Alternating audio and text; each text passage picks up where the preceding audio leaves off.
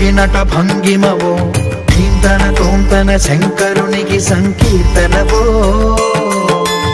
ఈశ్వరుడే అనునిత్యం తనలో తలచుకునే ఓంకారమువో శివ హృదయం కరిగించే ఆ పంచాక్షరివో ఈ మదిలో మహదేవుడినే కొలువుంకనా కైలాసమువో అతని పాదము చంద్ర